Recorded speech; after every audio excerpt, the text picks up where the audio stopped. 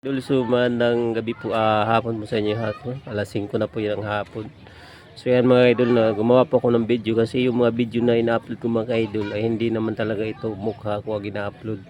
Hindi yung sa akin na mga content, hindi ko gawa-gawa mga idol. So kasi nga yung mga video natin mga idol ay gawa po sa mga sports, related po sa mga sports. So ang nakakaano lang mga idol, kasi may nanira sa aking YouTube channel. Sinasabihan pa ako na pasimple-simple lang daw ako nagnanakaw ng mga video, tapos kumikita ng pera. So ayan mga idol, so ibang klase din naman tong nang ninira sa akin, no? Kasi ang hindi ko maintindihan, nakasubscribe siya sa aking channel, tapos lahat po ng mga video na ina-upload ko, nagko-comment po siya.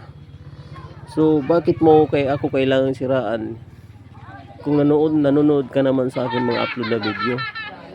So yun po ang hindi ko maintindihan. So tol, ito lang ang sabihin ko sa iyo.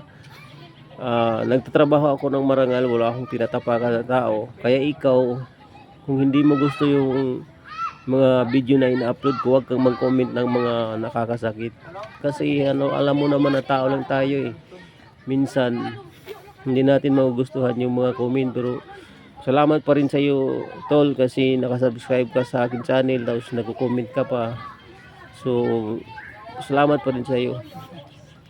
Kahit na sinisiraan mo ako nung nakaraang buwan, ni-report mo yung account ko. Ang hindi ko maintindihan, bakit ni-report mo nagka-subscribe ka sa channel ko. Yun, salamat din sa iyo kahit binabas mo ako. Maraming salamat din sa iyo tol, Kasi nga ang sasabihin ko sa iyo, magtrabaho ka na lang ng patas, huwag ka na lang manira ng kapwa-tao. Kasi hindi naman kita inaano. Ako, kahit naman yung aminin ko naman na yung mga video na ginagawa ko, hindi talaga yun sa akin. Pero pinaghirapan ko yun. Pinaghirapan ko yun na makuha yung mga video, at hindi naman sa kumuha ako ng video, i-upload na ako ng upload.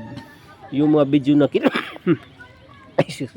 yung mga video na kinukuha ko po sa YouTube is po yun, iniba ko yung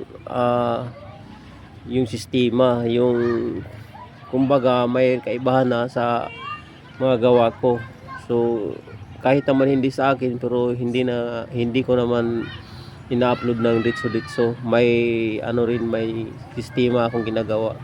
Kaya sa'yo tol, sana wag mong, ito lang pakiusap po sa'yo, kung hindi mo gusto yung mga ina-upload ko mga video, kung hindi mo ako nagustuhan na panoorin yung mga video ko, kasi hindi naman talaga sa akin yun, wag ka na lang mag-comment. Pwede mo na lang akong i-unsubscribe para hindi mo na makikita yung mga video na ina-upload ko. Kasi kating-kati ka kasi sa aking mga video hindi ko maintindihan kung bakit kaganon. Kasi nga parang galit na galit ka kasi sa mga comment po. Pinagsabihan po ako ng kumikita ng pera, tapos nagnanakaw lang ng video. Yung sinasabi mo na kumikita ng kumikita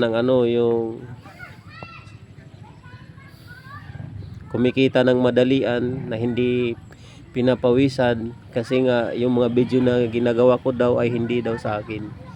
Kaya man tol, maraming salamat sa iyo, dahil sa video na to ay ginawa ko, kasi nga alam mo, kahit naman magalit ako sa iyo, wala naman akong magagawa. Kaya ito lang sabihin ko sa iyo, na kung hindi mo nagustuhan yung mga video na ina-upload ko, pwede mo akong i-unsubscribe o yung panoorin yung mga video na ina-upload ko.